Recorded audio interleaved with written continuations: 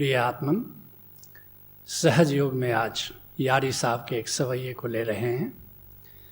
यारी साहब ने 1668 ईस्वी से 1723 ईस्वी तक दिल्ली और हिंदुस्तान के आकाश को रोशन किया। यारी साहब कहते हैं, रसना राम कहते थाको।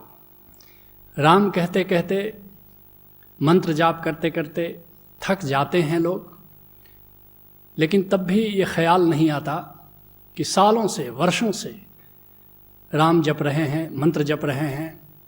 कोई गायत्री जप रहा है, कोई नमोकार मंत्र जप रहा है, लेकिन ये ख्याल नहीं पैदा होता जब इतने सालों से मंत्र जाप से कुछ हुआ नहीं, राम राम कहने से कुछ हुआ नहीं, तो आगे कुछ होगा क्या।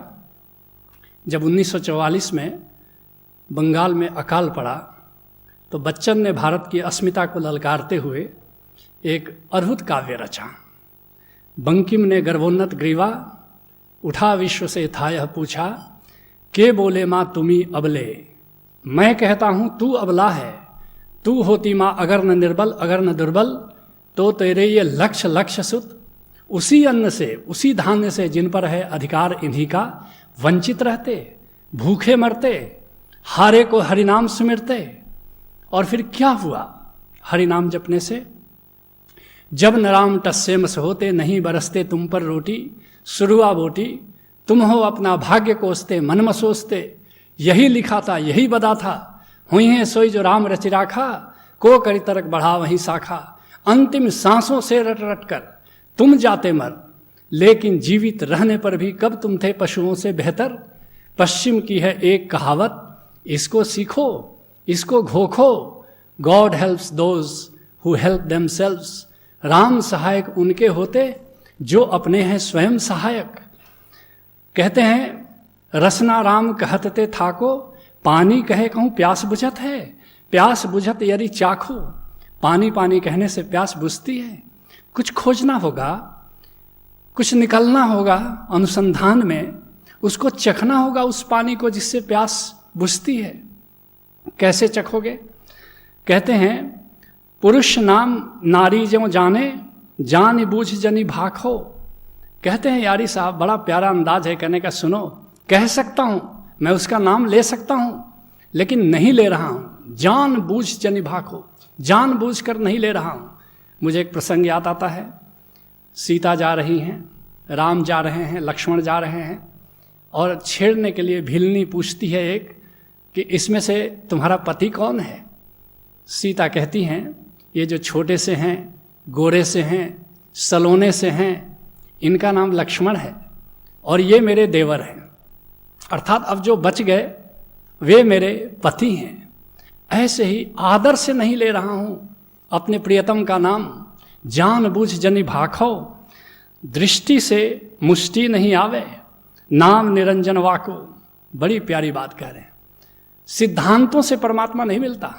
हिंदू की दृष्टि, मुस्लिम की दृष्टि, जैन की दृष्टि, सिद्धांतों से, मतों से परमात्मा मिलने वाला नहीं है। दृष्टि से मुष्टि नहीं आवे, नाम निरंजन वाको। कैसे आएगा पकड़ में? वो तो निर्गुण है, वो तो निरंजन है, उस पर कोई रंग चढ़ नहीं सकता, उसकी कोई पहचान नहीं, उसका कोई रूप नहीं। कैसे सिद्धांत बनाओगे? कैसे शब्दों में उसको बांधोगे? फिर भी लोग सोच विचार करते हैं, प्रभु अचिंत्य है। जनक कहते हैं, प्रभु अचिंत्य हैं, फिर भी चिंतन करते रहते लोग। छोड़ी सब चिंता जब मैंने, शुरू हुआ तब योग। जैसे गुरु नानक देव जी कहते हैं ना, सोचे सोच न होइया, जो सोचिया लख बार।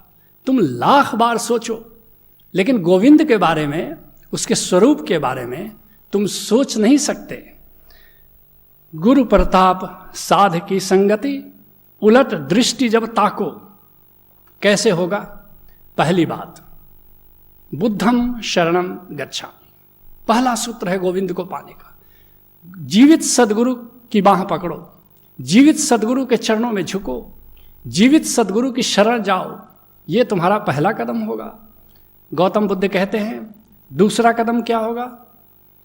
संघम शरणम गच्छामि। संघ की शरण जाओ, साधकों का संग चाहिए।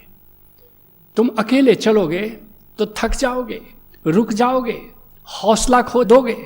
लेकिन साधकों का अगर संग है तो एक प्रेरणा मिलती है, एक सत्संग रहती है, एक हौसला बना रहता है।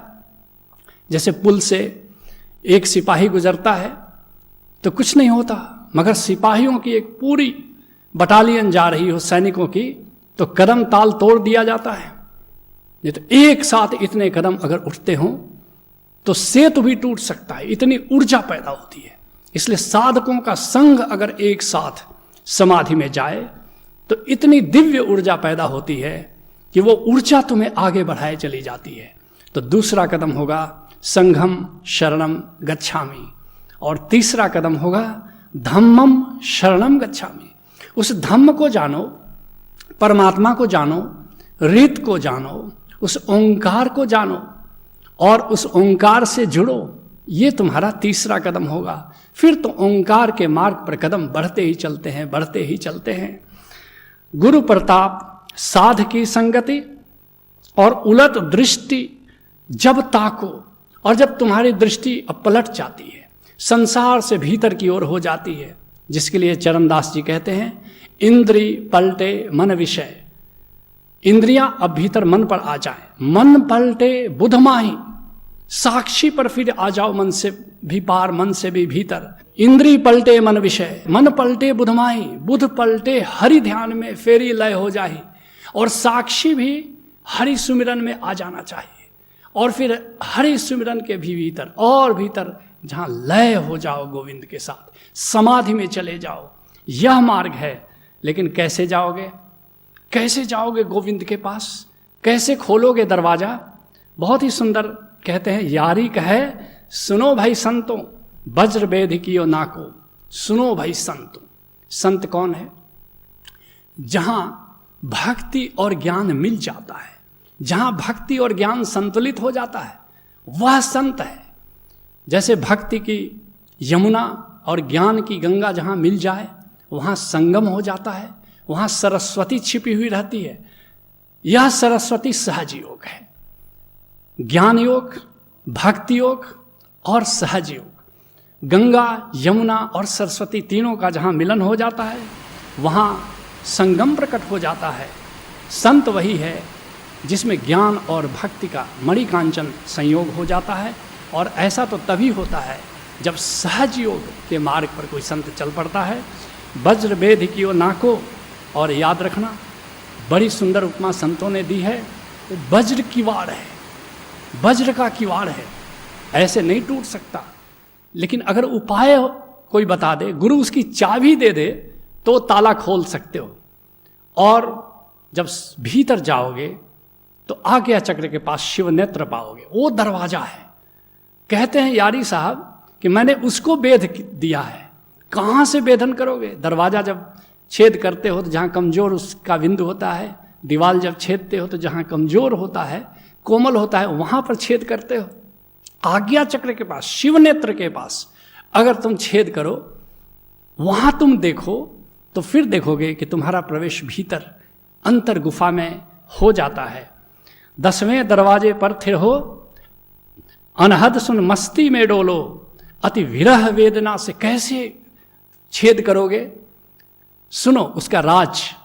10वें दरवाजे पर थिर हो, अनहद सुन मस्ती में डोलो, अति विरह वेदना से भरकर बोलो प्रभु दरवाजा खोलो।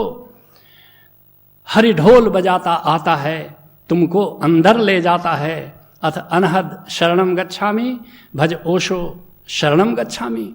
वहां स्थिर हो जाओ, वहां पर देखो, वहां रुककर ओंकार सुनो, और फिर देखो कि कैसे तुमको गोविंद भीतर की ओर ले जाता है। सुन सुनकर उसका मधुर गीत जाने क्या दिल में होता है। सुनो उसका गीत, प्राणों से सुनो। सुन सुनकर उसका मधुर गीत जाने क्या दिल में होता है। मदहोशी का आलम ऐसा कि परम होश भी होता है। एक अद्भुत संगम है। न उसको तुम होश कह सकते हो, न बेहोशी कह सकते हो। वो एक मदहोशी भी है और एक परम होश भी है। मदहोशी का आलम ऐसा कि परम होश भी होता है। मैं सुबक सुबक रोता ऐसा, जैसे बच्चा भूखा प्यासा। एक बच्चा जैसे माँ को पुकारता है, ऐसे पुकारो।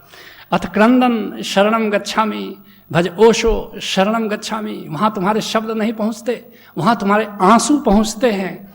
यारी कहे सुनो भाई संतो, वज्र वेद कियो नाखो, जिसके लिए दरिया साहब कहते हैं जाति हमारी ब्रह्म है, माता पिता है राम, गिरह हमारा शून्य में, अनहद में विश्राम। वह शून्य में तुमको जाना है, वो वज्र वेद करके वहां पहुंच जाओ। वज्र वेद की नाको, नाको का अर्थ है जहां डेरा बना लिया, जहां विश्राम का स्थल बना लिया। वह विश्राम का स्थल कहां है? उस शून्य में चले जाओ। गिरा हमारा शून्य में, अनहद में विश्राम।